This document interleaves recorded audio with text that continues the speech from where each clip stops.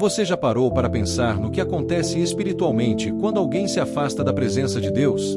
A palavra de Deus nos mostra que viver longe do Senhor não é apenas uma questão de escolhas, mas traz consequências profundas para a alma, para a mente e para o coração. Hoje vamos explorar 7 consequências espirituais de viver longe de Deus, à luz da Bíblia, e também como é possível retornar ao caminho da presença do Senhor. Então fique comigo até o final, porque você vai descobrir verdades bíblicas que podem transformar a sua vida espiritual. Consequência número 1: o vazio interior. Quando alguém se afasta de Deus, o primeiro sintoma não é visível aos olhos, é silencioso. É um vazio que começa a crescer dentro da alma, consumindo pouco a pouco a paz, a alegria e o sentido da vida. Esse vazio é como uma escuridão que se espalha, lenta, fria e inevitável. No livro de Jeremias, capítulo 2 e versículo 13, o Senhor declara: "O meu povo cometeu 2 males. A mim me deixaram a fonte de águas vivas e cavaram cisternas rotas, que não retêm as águas." Essa é uma das imagens mais profundas das Escrituras. Deus se apresenta como a fonte de águas vivas, a única capaz de saciar a sede da alma humana. Mas quando o homem decide se afastar, ele começa a cavar suas próprias cisternas: relacionamentos, vícios, status, dinheiro, sucesso, prazeres momentâneos. Tudo isso parece promissor por um tempo, mas são cisternas rachadas. A água da satisfação escapa pelos buracos do pecado e da vaidade. E então, o vazio retorna, ainda maior do que antes. Nada consegue preencher o espaço deixado pela ausência da presença divina. O afastamento de Deus transforma o coração em um deserto. O que antes era um rio de paz, agora é apenas terra seca. O que antes era uma fonte de alegria, agora é silêncio e confusão. Por isso, muitos vivem cercados de coisas, mas por dentro estão quebrados. Tem tudo o que o mundo oferece, mas não tem o essencial, Deus habitando dentro deles. Esse é o início da decadência espiritual, o momento em que a alma grita, mas ninguém escuta. É o vazio que ecoa nas madrugadas, o peso que não se explica, a saudade de um Deus que ainda está esperando o filho voltar. Consequência número 2: a perda da paz. Quando alguém se afasta de Deus, algo silencioso, mas devastador, começa a acontecer: a paz desaparece. Não é uma perda visível, mas o coração sente. É como se o som da alma ficasse abafado, e o que antes era tranquilidade se transforma em ruído interior. Jesus declarou no livro de João, capítulo 14 e versículo 27: "Deixo-vos a paz, a minha paz vos dou, não vô-la dou como o mundo a dá." Essas palavras revelam uma verdade espiritual profunda. A paz verdadeira não é produzida pelo mundo, é concedida por Deus. Ela não depende de circunstâncias, de dinheiro, de reconhecimento ou de sucesso. Ela é uma presença, o próprio Cristo reinando dentro do coração. Mas quando o homem se afasta do Senhor, ele também se afasta dessa presença. E então, a alma começa a se agitar. O sono se torna leve, os pensamentos se tornam pesados, e a mente passa a viver em constante guerra. A pessoa pode até sorrir nas fotos, postar frases bonitas, manter aparências. Mas dentro dela existe um campo de batalha. A ansiedade domina. O medo toma espaço. A insegurança cria raízes. E tudo isso é o resultado natural de uma vida desconectada da fonte da paz. Sem Deus, o coração perde o equilíbrio.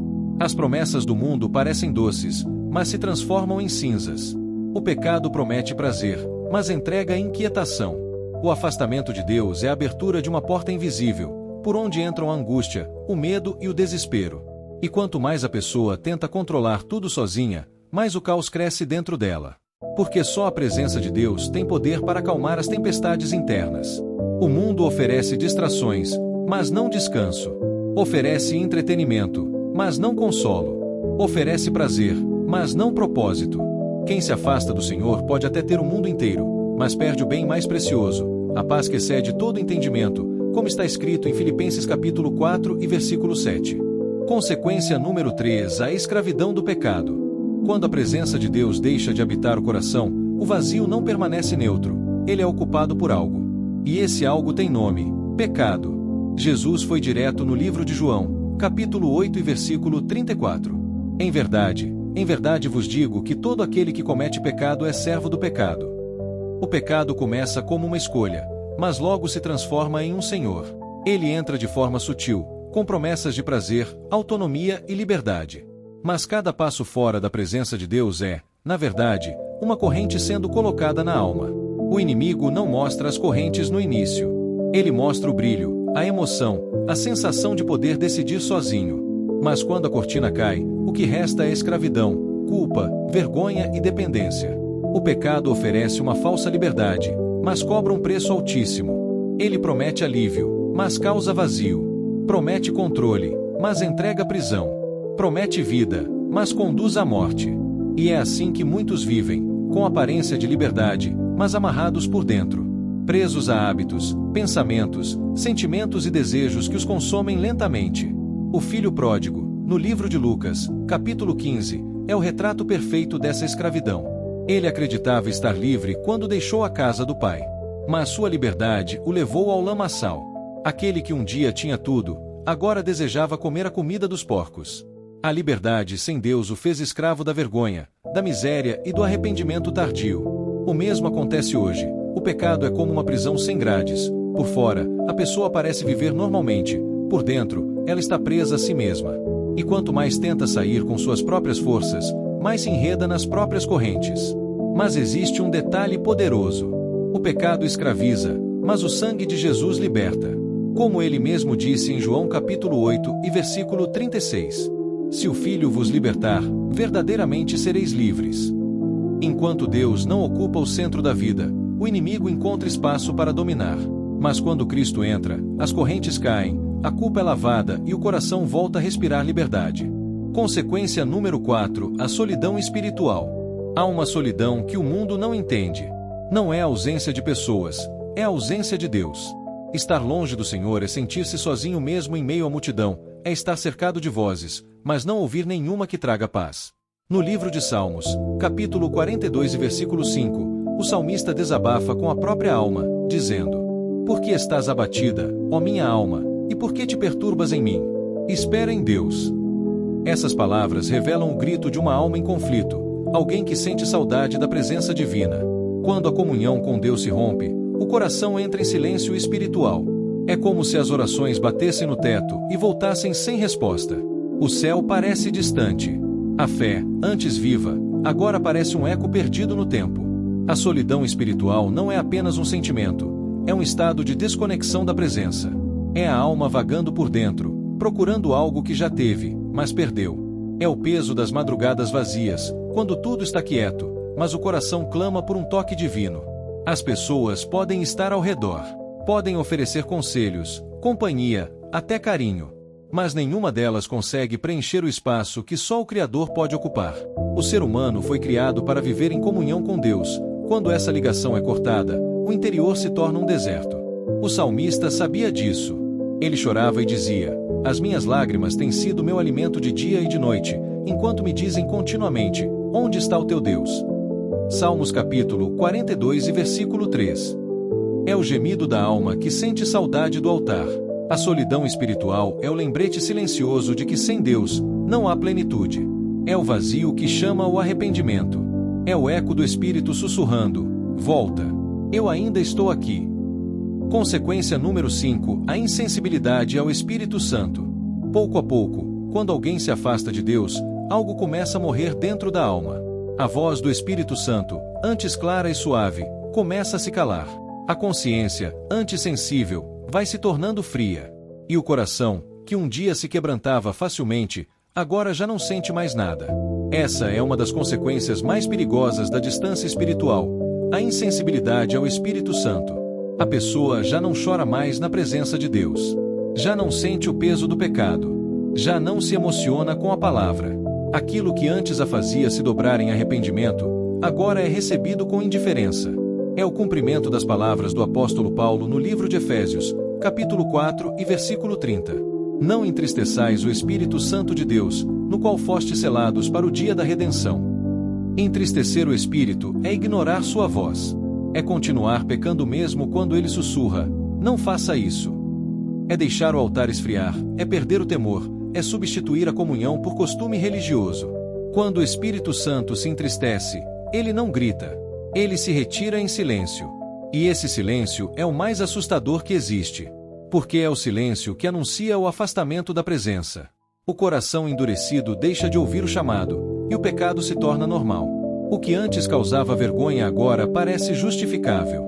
O que antes incomodava, agora é aceito com naturalidade. Essa é a tragédia do distanciamento. A alma se acostuma a viver sem Deus. E quando isso acontece, o homem pode até parecer vivo por fora, mas por dentro está espiritualmente morto. Mas há esperança. Mesmo quando o coração está frio, o espírito ainda chama. Mesmo quando as lágrimas cessaram, ele ainda sussurra: volta. Porque o Espírito Santo não desiste facilmente, ele luta pelas almas, ele convence, ele desperta, ele restaura. Por isso, se ainda há um mínimo de sensibilidade, um leve toque, uma pequena lembrança da presença, é sinal de que Deus ainda está chamando. E quando ele chama, o melhor que o homem pode fazer é responder antes que o silêncio volte. Consequência número 6: a perda da esperança. Pouco a pouco, quando o homem se distancia de Deus, a luz da esperança começa a se apagar. O olhar perde o brilho, a alma perde o rumo, e o futuro passa a parecer apenas uma extensão do presente vazio. Sem Deus, a vida perde o sentido, o amanhecer deixa de ter propósito, e o amanhã deixa de carregar promessas. O apóstolo Paulo, no livro de Efésios, capítulo 2 e versículo 12, descreveu com precisão essa condição espiritual. Sem esperança e sem Deus no mundo. Essas palavras são um retrato da alma humana longe do Criador. Sem Deus, o homem pode ter conhecimento, poder, status e riquezas, mas vive como alguém perdido em meio à escuridão. O coração busca significado nas coisas passageiras, em conquistas, relacionamentos, prazeres, mas tudo se mostra frágil, temporário, insuficiente. Afastar-se de Deus é perder a perspectiva da eternidade. É viver apenas para o agora, ignorando que há um destino eterno além do tempo. E o inimigo sabe disso. Ele tenta distrair o homem com o brilho do presente para que ele esqueça o valor da vida eterna. A perda da esperança é o sintoma final de uma alma cansada de lutar sozinha.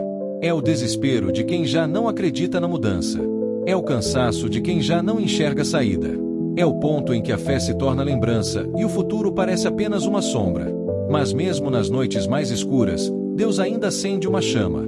Ele é o Deus que entra no vale dos ossos secos e pergunta: poderão reviver estes ossos? Ezequiel capítulo 37 e versículo 3. E quando o homem responde com fé, a esperança renasce, a vida retorna, e o coração volta a pulsar com propósito. Sem Deus, há desespero. Mas com Deus, há promessa. Sem Ele, há morte. Mas com Ele, há vida eterna. E a consequência número 7, o risco da condenação eterna. Por fim, há uma consequência que ultrapassa os limites do tempo, uma realidade que muitos preferem ignorar, mas que a palavra de Deus jamais silencia: a condenação eterna. O afastamento de Deus não é apenas um problema terreno. Ele ecoa na eternidade. Porque quem vive longe da presença do Senhor, caminha, mesmo sem perceber, na direção de um destino sem retorno. O apóstolo Paulo declarou no livro de Romanos, capítulo 6 e versículo 23. Porque o salário do pecado é a morte, mas o dom gratuito de Deus é a vida eterna em Cristo Jesus nosso Senhor. O pecado promete prazer, mas sua recompensa final é a morte, não apenas física, mas espiritual. É a separação eterna entre a alma e o Criador. Aquele que escolhe viver sem Deus nesta vida, está, na verdade, escolhendo viver sem Ele por toda a eternidade. A Bíblia descreve essa realidade com palavras de peso e verdade. Um lugar de trevas, onde há choro e ranger de dentes. Mateus capítulo 8 e versículo 12. Um destino preparado não para o homem, mas para o diabo e seus anjos. Mateus capítulo 25 e versículo 41. Deus nunca planejou o inferno para a humanidade. Mas quando o homem rejeita a graça, ele mesmo se afasta da única fonte de salvação. O maior juízo não é Deus afastando o homem, é o homem escolhendo viver eternamente afastado de Deus. Essa é a tragédia da rebeldia espiritual. A pessoa troca o eterno pelo momentâneo, o céu pelas ilusões da terra, a presença divina pelos prazeres passageiros. E o inimigo, que sussurra a liberdade, ri quando vê a alma presa para sempre. Mas há uma boa notícia, e ela muda tudo. A mesma Bíblia que fala de juízo, também anuncia a redenção. O mesmo Deus que é justo, também é misericordioso. Porque antes que a morte eterna tivesse a última palavra, Jesus Cristo subiu à cruz para escrever uma nova sentença sobre nós: perdoados. Ele desceu até as profundezas, para que você não precisasse descer. Ele enfrentou a condenação, para que você pudesse receber o perdão. Ele morreu, para que você vivesse. O salário do pecado é a morte. Mas o dom gratuito de Deus é a vida eterna, e esse dom ainda está sendo oferecido. Mas a boa notícia é que ainda há tempo de voltar. O mesmo Deus que adverte também estende seus braços de amor. O filho pródigo voltou, e o pai o recebeu com festa. A volta começa com arrependimento sincero, como está escrito em 1 João capítulo 1 e versículo 9. Se confessarmos os nossos pecados, Ele é fiel e justo para nos perdoar os pecados e nos purificar de toda injustiça. Viver longe de Deus traz vazio, angústia, escravidão, solidão, insensibilidade, perda da esperança e risco de condenação. Mas hoje o Senhor está chamando você de volta. Assim como o pai do filho pródigo correu para abraçar o filho arrependido, o Pai Celestial está pronto para receber você de volta em seus braços de amor. Se hoje você deseja retornar, faça uma oração sincera ao Senhor e entregue novamente a sua vida a Ele. Esse foi nosso vídeo de hoje. Não se esqueça de se inscrever no canal e deixar seu like e compartilhar com um amigo que precisa ouvir isso hoje. Fiquem com Deus e até o próximo vídeo.